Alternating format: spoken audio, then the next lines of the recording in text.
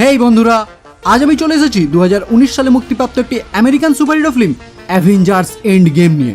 এই ফিল্মটি এমসিইউ মানে মার্ভেল সিনেম্যাটিক ইউনিভার্সের পুরো সিরিজের 22 নম্বর কাহিনী। এর আগের 21টি স্টোরি আমি already in order release date পর এক্সপ্লেন করে দিয়েছি। সো তোমরা যদি এখনও সেই ভিডিওগুলি না দেখে থাকো তাহলে অবশ্যই এই ভিডিওর ডেসক্রিপশন বক্সে দেওয়া লিঙ্ক থেকে তাড়াতাড়ি দেখে নাও। অ্যাভেঞ্জার্স এন্ড গেম এই ফিল্মটিকে যদি বলো এখনো পর্যন্ত রিলিজ হওয়া সব থেকে বড় সুপারহিরো মুভি কিংবা আজ পর্যন্ত যে সমস্ত সায়েন্স ফিকশন মুভি আমরা দেখেছি তাদের মধ্যে দ্য বেস্ট, যাই বলি না কেন যে কোনো কমপ্লিমেন্ট এই ফিল্মের জন্য ছোট হয়ে দাঁড়ায়। মার্ভেল সিরিজ শুরু করার সময় থেকে আমার কাছে বহুবার কমেন্ট এসেছে এই ফিল্মটিকে এক্সপ্লেন করার জন্য, আর ফাইনালি আজ সেই দিন। আমি যখন এই ভিডিওটি বানাচ্ছি তখন এই মুভিটির IMDb রেটিং 8.4 আউট অফ 10। তো আর বেশি কথা না বাড়িয়ে এখন সোজা চলে যাব মেন স্টোরির দিকে। শুরু করার আগে হেই, আমি Raja and welcome to the Bong wood. কাহিনী শুরু হয় অ্যাভেঞ্জার্স ইনফিনিটি ওয়ারের একদম পরবর্তী সময় থেকে। এখানে আমরা দেখতে পাই ক্লিন বাটন মানে হকাই বর্তমানে গৃহবন্দী থাকা অবস্থায় তার পরিবারের সাথে খুশিতে জীবন কাটাচ্ছে। এইবার কেন গৃহবন্দী এটা তো আশা করি আমরা সকলেই জানি, কারণ ক্যাপ্টেন আমেরিকা সিভিল ওয়ারে আমরা দেখেছিলাম সুকোভিয়া চুক্তি লঙ্ঘনকারী ক্যাপ্টেন আমেরিকার সাথে যোগ দিয়েছিল হকাই, আর তাই অ্যান্টম্যানকেও যেভাবে গৃহবন্দী করে রাখা হয়েছিল ঠিক একইভাবে হকাইকেও গৃহবন্দী করে রাখা হয়। আর এই কারণেই হকাইকেও আমরা অ্যাভেঞ্জার্স ইনফিনিটি ওয়ারে থ্যানোসের বিরুদ্ধে লড়াই করতে দেখতে পাই না। যাই হোক, এদিকে যখন হকাই তার পরিবারের সাথে সানন্দে জীবনযাপন করছিল ঠিক তখনই অন্যদিকে বাকি অ্যাভেঞ্জার্সরা মিলে থ্যানোসের বিরুদ্ধে লড়াই করছিল, যেখানে থ্যানোস তাদের সবাইকে হারিয়ে সমস্ত ইনফিনিটি স্টোনগুলি হাসিল করে তার লক্ষ্য পূরণ করার জন্য চুটকি বাজায়। ফলে এই ইউনিভার্সের সমস্ত জীবনের অর্ধেক সঙ্গে সঙ্গেই গায়েব হতে শুরু করে। আর ঠিক এই কারণেই হকাইয়ের পুরো পরিবার হঠাৎ করেই তার সামনে থেকে গায়েব হয়ে যায়। প্রথমে সে কিছু বুঝে উঠতে না পারলেও যখন সে এই ঘটনা সম্বন্ধে পুরো জানতে পারে তখন তার মাথায় আগুন জ্বলে ওঠে, কারণ থ্যানোসের চুটকির ফলে খারাপ লোকের সাথে সাথে প্রচুর ভালো লোকও বিনা কারণে গায়েব হয়ে যায়, যার মধ্যে তার পরিবারও ছিল। আর এই কারণেই সে তার পরিচয় লুকিয়ে একটি মুখোশধারী খুনি রনিনে পরিণত হয় আর বেছে বেছে খারাপ লোকেদের মারতে শুরু করে, কারণ সে মনে করে ভালো লোকেরা যেহেতু বিনা কারণে এই পৃথিবী থেকে অদৃশ্য হয়ে গেছে তাই এইসব খারাপ লোকেদেরও বেঁচে থাকার কোনো অধিকার নেই।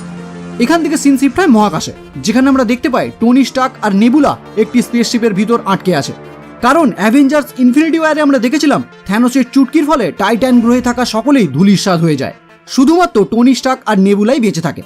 এবার ওই টাইটান গ্রহ থেকে একটি ক্ষতিগ্রস্ত স্পেসশিপ কোনো রকমের সারিয়ে তারা পৃথিবীর উদ্দেশ্যে রওনা হয়, আর মাঝপথে তাদের মহাকাশযানের ফিউল শেষ হয়ে গেলে তারা ওই মহাকাশেই আটকে যায়। প্রায় 22 দিন এইভাবে মহাকাশে কাটানোর পর বর্তমানে তাদের খাবার ও অক্সিজেন প্রায় শেষের পথে।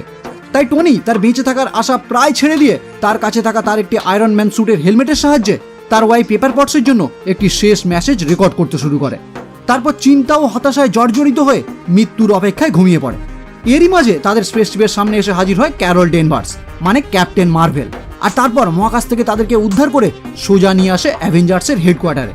আমরা অ্যাভেঞ্জার্স ইনফিনিটি ওয়ারের পোস্ট ক্রেডিট সিনে দেখেছিলাম নিক ফিউরি ধূলিসাৎ হয়ে যাওয়ার আগেই তার পেজারের সাহায্যে কাউকে একটি মেসেজ সেন্ড করে, যেটা আমরা ক্যাপ্টেন মার্ভেল থেকে বুঝতে পারি ওই পেজারের মাধ্যমে নিক ফিউরি মেসেজটি সেন্ড করেছিল ক্যাপ্টেন মার্ভেলকে। তাই ক্যাপ্টেন মার্ভেল নিক ফিউরির কাছ থেকে জরুরি মেসেজ পাওয়ার পরই সে পৃথিবীর উদ্দেশ্যে রওনা হয়। আর এই পৃথিবীতে আসার পথেই মহাকাশে সে আয়রন ম্যান আর নেবুলাকে একটি স্পেসশিপে আটকে থাকতে দেখে তাদেরকে সেখান থেকে উদ্ধার করে। এবার পৃথিবীতে এসেই তারা অবশিষ্ট অ্যাভেঞ্জার্স মানে ব্রুস ব্যানার, স্টিভ রজার, থর, নাতাশা রোমানফ, জেমস রোডি এবং রকেটের সাথে পুনরায় মিলিত হয়। এখানে ক্যাপ্টেন আমেরিকার আয়রন ম্যান সেই ক্যাপ্টেন আমেরিকা সিভিল ওয়ারের পর এই প্রথম দুজনের সামনাসামনি হয়। এরপর সবার থেকে থ্যানোসের সম্বন্ধে জানার পর ক্যাপ্টেন মার্ভেল একাই থ্যানোসকে মারার জন্য অগ্রসর হয়, যেটা দেখে ব্ল্যাক উইডো আর ক্যাপ্টেন আমেরিকা তাকে জানায় আমরা এখানে একা কেউই কিছু করি না, আমরা সবাই মিলে একটা টিম হিসাবে কাজ করি। রোডি তার কাছে জানতে চায় তুমি কি জানো থ্যানোস কোথায় আছে, কারণ আমরা এই 22 দিন এই ইউনিভার্সের চারিদিকে তন্ন করে খুঁজেছি কিন্তু তাকে কোথাও খুঁজে পাইনি। এই কথা শুনে নেবুলা জানায় আমি জানি থ্যানোস কোথায় আছে, কারণ আমি তাকে একদিন জিজ্ঞাসা করেছিলাম আমরা আমাদের প্ল্যান সাকসেসফুল করার পর কোথায় যাব। উত্তরে থ্যানোস তাকে জানিয়েছিল তার প্ল্যান কমপ্লিট হওয়ার পর তারা তাদের গার্ডেনে বসবাস করা শুরু করবে। এইবার রকেট তাদের সকলকে জানায় থ্যানোস 6টি ইনফিনিটি স্টোন উদ্ধার করে ওই চুটকি বাজানোর পর এই পৃথিবীতে একটি এনার্জি ওয়েভের সৃষ্টি হয়। ঠিক একই রকম এনার্জি সে কিছুদিন আগেই অন্য একটি প্ল্যানেটে লক্ষ্য করেছে, যেটা শুনে নেবুলা জানায় থ্যানোস 100% ওই প্ল্যানেটেই আছে। এইবার ক্যাপ্টেন মার্ভেল জানায় তাহলে আমরা থ্যানোসের থেকে ওই ইনফিনিটি স্টোনগুলি উদ্ধার করে যেভাবে ওই স্টোনগুলি ইউজ করে সে এই ইউনিভার্সের অর্ধেক জীবন নষ্ট করে দিয়েছে ঠিক একইভাবে আমরা পুনরায় সবাইকে ফিরিয়ে আনবো। এরপর প্ল্যান মাফিক তারা সবাই মিলে রওনা হয় থ্যানোসের উদ্দেশ্যে। সেখানে পৌঁছেই যখন সবাই মিলে থ্যানোসকে ধরে তার কাছ থেকে গাউন্টলেটটি উদ্ধার করে, তখন তারা দেখতে পায় তার গাউন্টলেটে একটিও ইনফিনিটি স্টোন নেই। ফলে ক্যাপ্টেন আমেরিকা তাকে জিজ্ঞাসা করে সমস্ত ইনফিনিটি স্টোনগুলি কোথায়। তখন থ্যানোস তাদেরকে জানায়, আমি আমার লক্ষ্য পূরণ করার পর ওই স্টোনগুলিকে তাদের শক্তির সাহায্যে ধ্বংস করে ফেলেছি, যাতে কেউ সেগুলি ব্যবহার করে পুনরায় সবকিছু আবার পুরনো অবস্থায় ফিরিয়ে আনতে না পারে। এই কথা শুনেই থর যখন বুঝতে পারে থ্যানোস আর তাদের কোনো কাজেই লাগবে না, তখনই সে রেগে গিয়ে তার কাছে থাকা স্টর্মব্রেকারের সাহায্যে সঙ্গে সঙ্গে তাকে হত্যা করে। ফলে বেঁচে থাকা অ্যাভেঞ্জার্সদের শেষ আশা এখানেই শেষ দেখে যে যার মতো নিজের লাইফে ফিরে যায়। এবার এখান থেকে সিন শিফট হয় 5 বছর পর, যেখানে আমরা দেখতে পাই সান ফ্রান্সিসকোতে একটি ইঁদুরের সাহায্যে কোয়ান্টাম টানেল অন হয়ে গিয়ে তার ভিতর থেকে বেরিয়ে আসে অ্যান্টম্যান। এবার এই ব্যাপারটা বোঝার জন্য আমাদেরকে একটু ব্যাকে ফিরে যেতে হবে, মানে অ্যান্টম্যান পার্ট 2 পোস্ট ক্রেডিট সিনে, যেখানে আমরা দেখতে পাই অ্যান্টম্যান কোয়ান্টাম জগতে প্রবেশ করে সেখান থেকে কোয়ান্টাম এনার্জি সংগ্রহ করার জন্য। আর ঠিক এই টাইমে বাইরে থাকা হ্যাঙ্ক, হোপ আর জেনেট থ্যানোসের চুটকির ফলে অদৃশ্য হয়ে যায়। ফলে অ্যান্টম্যান ওই কোয়ান্টাম জগতেই আটকে যায়। আর এই 5 বছর পর হঠাৎ করেই ওই ইঁদুরটির সাহায্যে সে আবারও ওই কোয়ান্টাম জগৎ থেকে বর্তমান জগতে ফিরে আসে। এইবার কোয়ান্টাম জগৎ থেকে ফিরে আসার পর সে বর্তমান সময়ের কোনো কিছুই বুঝে উঠতে পারছিল না, কারণ আমরা জানি কোয়ান্টাম জগতের টাইম একদমই আলাদা রকমভাবে চলে। এখানে 5 বছর কেটে গেলেও অ্যান্টম্যান ওই কোয়ান্টাম জগতে মাত্র 5 ঘন্টা কাটিয়ে এসেছে, মানে আমাদের 5 বছর টাইম কোয়ান্টাম জগতে 5 ঘন্টার সমান। আর এটা বুঝতে পেরেই সে সোজা গিয়ে পৌঁছায় অ্যাভেঞ্জার্সের হেডকোয়ার্টারে। সেখানে পৌঁছেই সে ক্যাপ্টেন আমেরিকা নাতাশা রোমানভকে বোঝানোর চেষ্টা করে তারা যদি কোয়ান্টাম টেকনোলজি নিয়ে ভালোভাবে রিসার্চ করে তাহলে তারা এই টেকনোলজিকে টাইম মেশিনের মতো ইউজ করতে পারবে, যেটার দ্বারা সবকিছু পুনরায় আগের মতো করা সম্ভব। কিন্তু এইসব টেকনিক্যাল কাজকর্ম কে করবে, এটা ভেবেই তারা 3 জন মিলে সোজা পৌঁছে যায় দ্য গ্রেট টনি স্টার্কের কাছে, যেখানে আমরা দেখতে পাই টনি তার রাজকীয় লাইফস্টাইল ছেড়ে বর্তমানে তার বউ আর মেয়ের সাথে অতি সাধারণ একটি ফ্যামিলি ম্যানের মতো জীবনযাপন করছে। সেখানে পৌঁছেই স্কোয়াড কোয়ান্টাম ফিজিক্স নিয়ে তার আইডিয়া যখন তাকে জানায় আর বলে আমরা যদি কোনোভাবে এই কোয়ান্টাম ফিজিক্সের সাহায্যে টাইম ট্রাভেল করতে পারি তাহলে পুনরায় আমরা সবকিছু ঠিক করতে পারবো। টনি তার আইডিয়া শুনেই তাদেরকে এক কথায় না করে দেয়।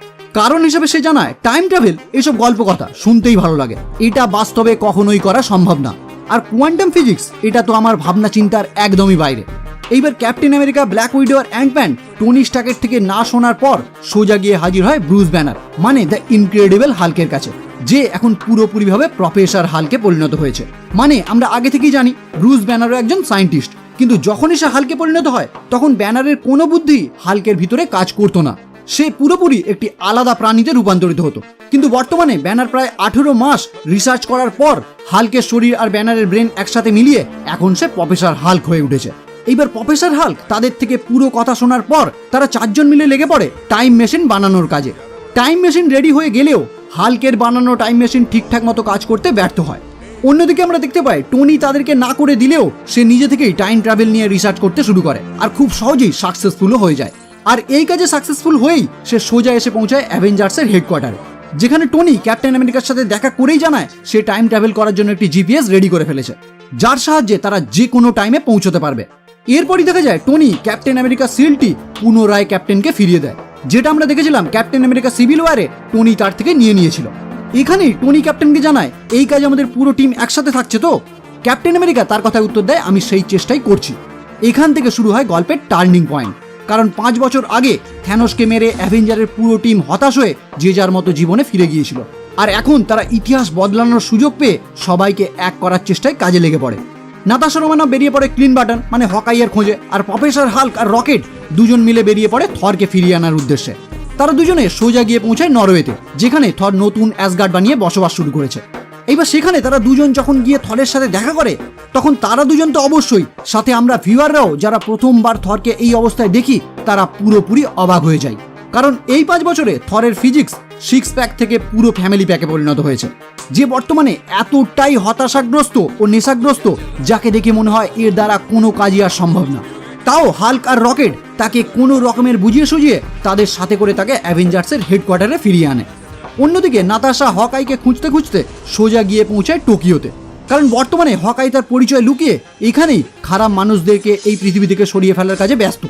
নাতাশা তার সাথে দেখা করেই জানায় আমাদের একটা সুযোগ এসেছে, তোমার পরিবার সমেত পুরো পৃথিবীর সমস্ত জীবনকে পুনরায় ফিরিয়ে আনার, আর এই কাজে তোমার হেল্প চাই। ফলে হকাই আর কোনো কথা না বাড়িয়ে তার সাথে সোজা ফিরে আসে অ্যাভেঞ্জার্সের হেডকোয়ার্টারে। ফলে সমস্ত সুপার হিরোরা এক হয়ে শুরু হয় টাইম মেশিনের টেস্টিং। প্রথমেই তারা হকাইকে একটি আধুনিক স্যুট পরিয়ে টাইম মেশিনের সাহায্যে নির্দিষ্ট একটি সময় পাঠিয়ে দেয় তার বাড়িতে, যখন তার পরিবার সবাই জীবিত অবস্থায় আছে, যেখানে সে লক্ষ্যও করে সত্যিই তার পরিবারের সবাই এখনো জীবিত অবস্থায় আছে। ফলে সেখান থেকে ফিরে আসার পরেই হকাই তাদের সবাইকে জানায় টাইম মেশিন একদম ঠিকঠাক কাজ করছে। এরপরই জেমস রডি সকলকে জানায়, তাহলে আমরা যদি এই টাইম মেশিনের সাহায্যে কোনোভাবে থ্যানোসের ছোটবেলায় পৌঁছে তাকে ছোট অবস্থাতেই মেরে ফেলি, তাহলেই তো বর্তমান সময়ে সবকিছু চেঞ্জ হয়ে যাবে। কিন্তু হাল্ক এই কথা শুনেই জানায় এটা কখনোই সম্ভব না, কারণ অতীতে গিয়ে কোনো কিছু চেঞ্জ করলে বর্তমান সময়ে তার কোনো প্রভাবই পড়বে না। কারণ অতীতে গিয়ে কোনো কিছু চেঞ্জ করলে সেই সময় থেকে অন্য একটি টাইম লাইনের সৃষ্টি হবে, যেটা বর্তমান টাইম লাইন থেকে একদমই আলাদা। তাই অতীতে গিয়ে কোনো কিছু চেঞ্জ করে বর্তমানকে ঠিক করা একদমই সম্ভব না। এইবার সমস্ত সুপার হিরোরা মিলে ঠিক করে তারা অতীতে গিয়ে 6টি ইনফিনিটি স্টোন উদ্ধার করে বর্তমান টাইমে ফিরিয়ে আনবে, আর তারপর ওই স্টোনগুলি ইউজ করেই সমস্ত জীবনকে ফিরিয়ে এনে আবার ইনফিনিটি স্টোনগুলোকে পুনরায় একই জায়গায় রেখে আসবে। আর এরপরই শুরু হয় টাইম ডাকাতির প্ল্যান।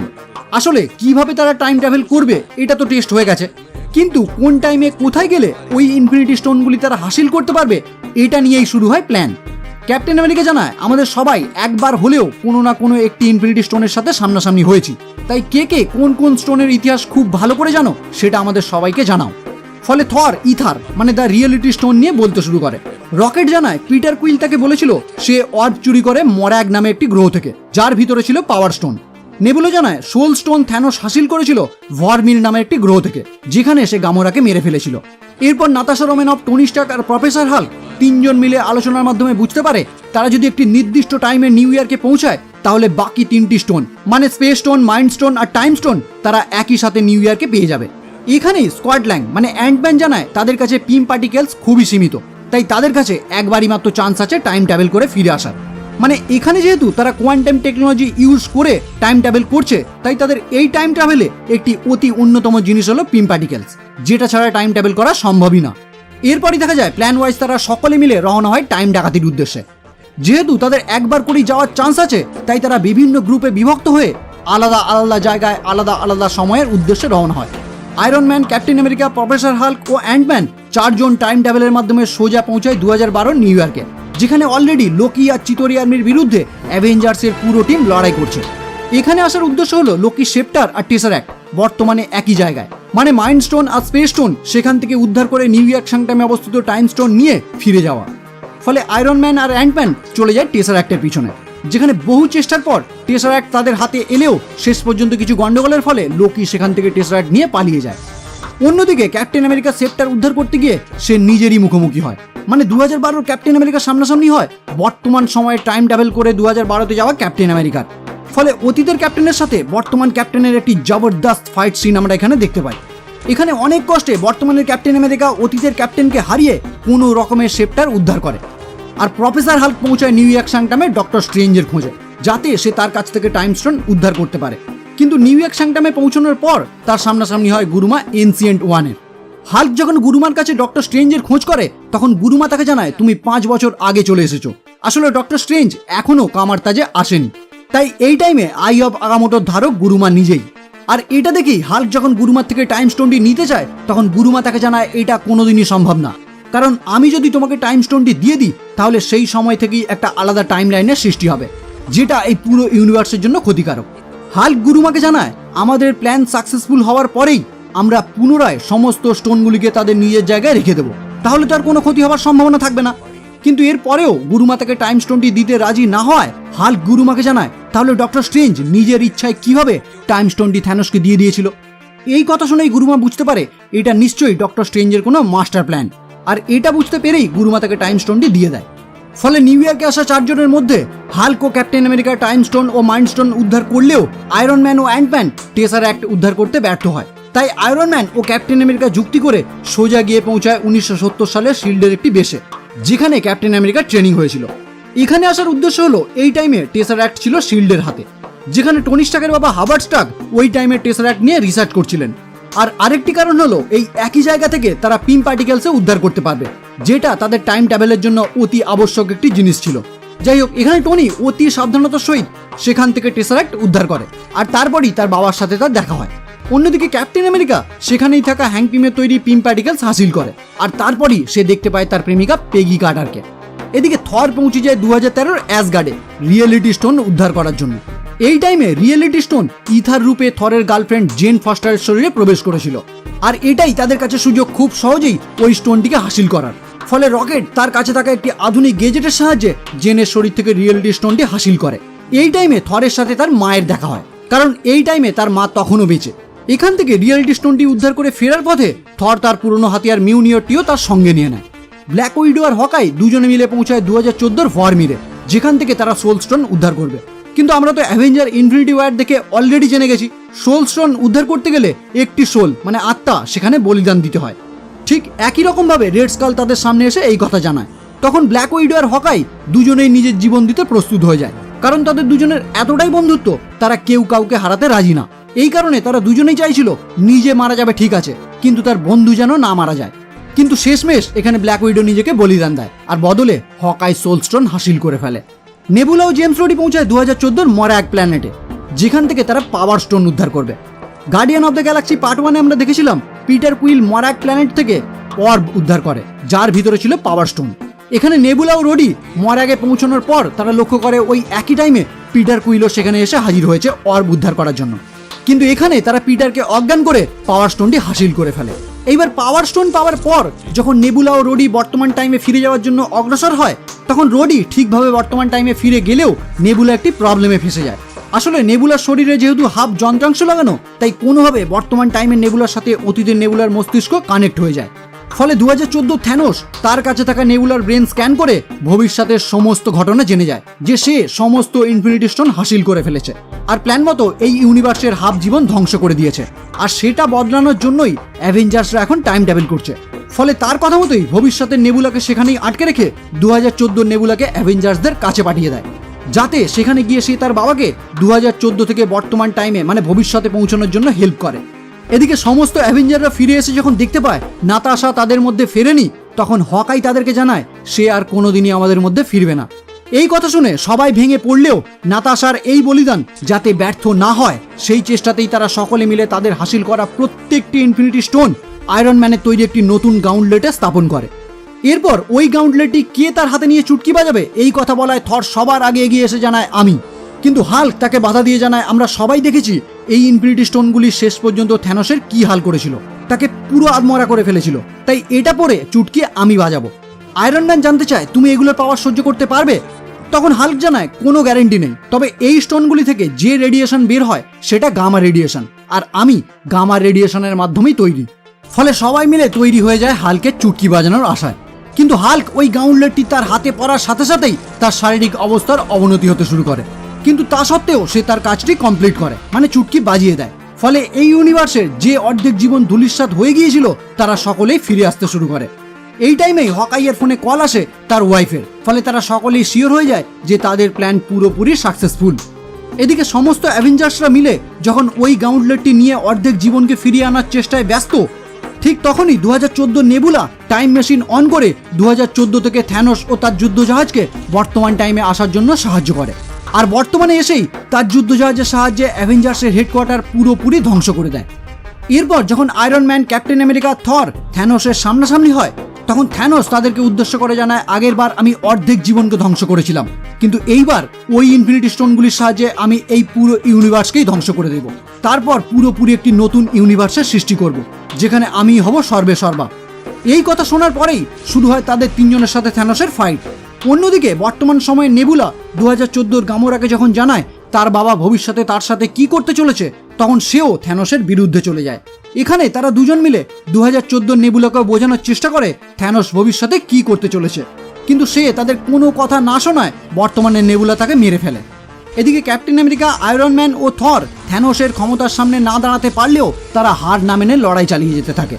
এরই মাঝে থ্যানোস তার পুরো বাহিনীকে সেখানে ডেকে নেয় ইনফিনিটি স্টোনগুলি পুনরুদ্ধার করার জন্য। ঠিক এই টাইমেই অ্যাভেঞ্জার্সের বাকি টিমও সেখানে এসে উপস্থিত হয়, মানে অ্যাভেঞ্জার্স ইনফিনিটি ওয়ারে থ্যানোসের চুটকির ফলে যারা উধাও হয়ে গিয়েছিল তারা বর্তমানে হাল্কের চুটকির ফলে ফিরে এসে সোজা সেখানে এসে উপস্থিত হয়েছে। ফলে এখানেই শুরু হয় থ্যানোস আর তার বাহিনীর বিরুদ্ধে লড়াই। এখানে আমরা মার্ভেলের এই সিরিজের প্রত্যেকটি সুপার হিরো ক্যারেক্টারকে দেখতে পাই।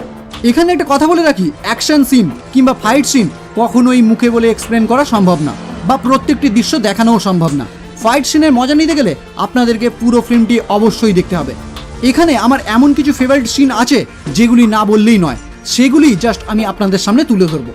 একটি জায়গায় যখন থ্যানোস তার হাতিয়ারের সাহায্যে থরকে আঘাত করতে যাবে, ঠিক তখনই ক্যাপ্টেন আমেরিকা থরের হাতিয়ার মিউনিয়রের সাহায্যে থ্যানোসের উপর আক্রমণ করে। আর এই সিনটি আমার কাছে এই মুভির দ্য বেস্ট সিন। এই মুভিটি রিলিজ হওয়ার পর আমি পিভিআরে 1 উইকে 3 বার দেখেছি, আর প্রতিবারই এই সিনটি প্লে হওয়ার টাইমে মানে ক্যাপ্টেন আমেরিকাকে মিউনিয়রটি তুলতে দেখে হলের প্রত্যেকটি দর্শক এক্সাইটেড হয়ে এতটাই চিৎকার করেছে যে ক্ষণিকের জন্য মুভির সাউন্ড কেউই শুনতে পায়নি। যাই হোক, আরেকটি দৃশ্য হলো একটা টাইমে আমরা মার্ভেলের প্রত্যেকটি ফিমেল ক্যারেক্টারকে একটি ফ্রেমে এন্ট্রি নিতে দেখি, যেটা দেখে বলতেই হয় ওয়াও। যাই হোক, এখানে থ্যানোস আর তার বাহিনী চেষ্টা করতে থাকে ওই গাউন্টলেটটি কোনো রকমের হাসিল করার, আর অ্যাভেঞ্জার্সের পুরো টিম প্রাণপণ চেষ্টা করতে থাকে যাতে থ্যানোসের হাতে কোনোভাবেই গাউন্টলেটটি না যায়। লড়াইয়ের মাঝে টনি স্টার্ক ডক্টর স্ট্রেঞ্জকে বলে, তুমি বলেছিলে আমাদের সাথে থ্যানোসের প্রায় 1 কোটি সম্ভাব্য লড়াই তুমি দেখেছো, যার মধ্যে আমরা মাত্র একটাতেই জিতেছি। তুমি শুধু একবার বলে দাও এটাই হলো সেই লড়াই যেটাতে আমাদের জিত হবে। কিন্তু ডক্টর স্ট্রেঞ্জ টনিকে জানায়, আমি যদি তোমাকে এখনই বলে দিই কি হতে চলেছে তাহলে সেটা আর কখনোই হবে না। আসলে ডক্টর স্ট্রেঞ্জ জানতো এটাই হলো সেই লড়াই যেটাতে অ্যাভেঞ্জার্সদের জিত হবে, আর এই কারণেই অ্যাভেঞ্জার্সদের সমস্ত বাহিনীকে নিয়ে সে এই লড়াইয়ের ময়দানে এসে উপস্থিত হয়েছে। এখানে হঠাৎ করেই যখন থ্যানোসের বাহিনী তাদের এয়ারক্রাফটের সাহায্যে লড়াইয়ের ময়দানে অ্যাটাক করতে শুরু করে, ঠিক তখনই এন্ট্রি নেয় ক্যাপ্টেন মার্ভেল, আর ওই সমস্ত এয়ারক্রাফটগুলিকে এক নিমেষেই ধ্বংস করে দেয়। কিন্তু এত কিছুর পরেও তারা থ্যানোসকে আটকাতে ব্যর্থ হয়, ফলে ওই গাউন্টলেটটি অ্যাভেঞ্জার্সদের থেকে থ্যানোস হাসিল করে ফেলে। আর এই টাইমেই ডক্টর স্ট্রেঞ্জ আয়রন ম্যানকে ইশারা করে জানায় এটাই সেই টাইম যেখানে আমাদের জয় হবে। ফলে আয়রন ম্যান এই সুযোগ যাতে হাতছাড়া না হয়ে যায় সেই আশাতেই থ্যানোসের কাছ থেকে সমস্ত ইনফিনিটি স্টোনগুলি নিয়ে নিজের আরমানের সাহায্যে একটি নতুন গাউন্টলেটের সৃষ্টি করে তাতে সমস্ত ইনফিনিটি স্টোনগুলি লাগিয়ে চুটকি বাজিয়ে দেয়। ফলে থ্যানোস সহ তার সমস্ত বাহিনী তৎক্ষণাৎ সেখানেই ধূলিসাৎ হয়ে যায়। কিন্তু ওই ইনফিনিটি স্টোনগুলি পড়ে চুটকি বাজানোর ফলে টনি স্টার্ক ওই রেডিয়েশন সহ্য করতে না পেরে খুব খারাপভাবে আহত হয়ে পড়ে আর সেখানেই মারা যায়। এই ফিল্মটি আমার কাছে এই কারণেই খারাপ লাগে যে এমসিইউ এর আমার সব থেকে ফেভারিট ক্যারেক্টার আয়রন ম্যান এখানেই মারা যায়। যাই হোক, এরপর দেখা যায় আয়রন ম্যানের শেষ কাজে এই সিরিজের বহু লোক সেখানে এসে উপস্থিত হয়। এরপর থর ভালকারিকে নতুন অ্যাসগার্ডের দায়িত্ব দিয়ে নিজে গার্ডিয়ান অফ দ্য গ্যালাক্সি টিমের সাথে স্পেসে রওনা হয়। লাস্ট সিনে দেখা যায় যেহেতু অ্যাভেঞ্জার্স টিম প্রথম থেকেই এই টাইম ডাকাতি করার আগে ঠিক করে রেখেছিল তাদের কাজ হয়ে যাওয়ার পর ওই ইনফিনিটি স্টোনগুলিকে তাদের নিজের জায়গায় পুনরায় রেখে আসবে, তাই ক্যাপ্টেন আমেরিকা সমস্ত ইনফিনিটি স্টোন ও থরের হাতিয়ার মিউনিয়র নিয়ে টাইম ট্রাভেল করে অতীতে ফিরে যায় ঠিক জায়গায় সেগুলিকে রেখে দেওয়ার জন্য। কিন্তু নির্দিষ্ট একটি টাইমের পর তার ফিরে আসার কথা থাকলেও সে সেগুলি রেখে বর্তমান টাইমে আর ফেরে না। আসলে captain America the first Avenger আমরা দেখেছিলাম 70 বছর বরফে জমে থাকার ফলে তার গার্লফ্রেন্ড পেগি কার্টারের সাথে সে সময় কাটাতে পারেনি, তাই বর্তমান টাইমে না ফিরে সে সোজা চলে যায় 1945-এ, যেখানে সে পুনরায় তার গার্লফ্রেন্ডের সাথে টাইম কাটাতে শুরু করে, কিন্তু সেটা একদমই একটা আলাদা টাইম লাইনে। এবার বর্তমানে আমরা ক্যাপ্টেন আমেরিকাকে একদমই বয়স্ক অবস্থায় দেখতে পাই, যে তার ক্যাপ্টেন আমেরিকা সিলটি স্যাম উইলসনকে গিফট করে যাতে সে ক্যাপ্টেন আমেরিকা হয়ে তার জায়গায় কাজ করতে শুরু করে। আর এখানেই পুরো মুভিটি সমাপ্ত হয়। তো কেমন লাগলো বন্ধুরা আজকের ভিডিও? যদি ভালো লাগে তাহলে অবশ্যই লাইক করো, কমেন্ট করো, শেয়ার করো, আর এইরকম ভিডিও সবার আগে পেতে চ্যানেলটি অবশ্যই সাবস্ক্রাইব করে বেল আইকনটি ক্লিক করে দিও। তো দেখা হচ্ছে পরের video Spiderman far from home নিয়ে, আর ততক্ষণের জন্য বাই।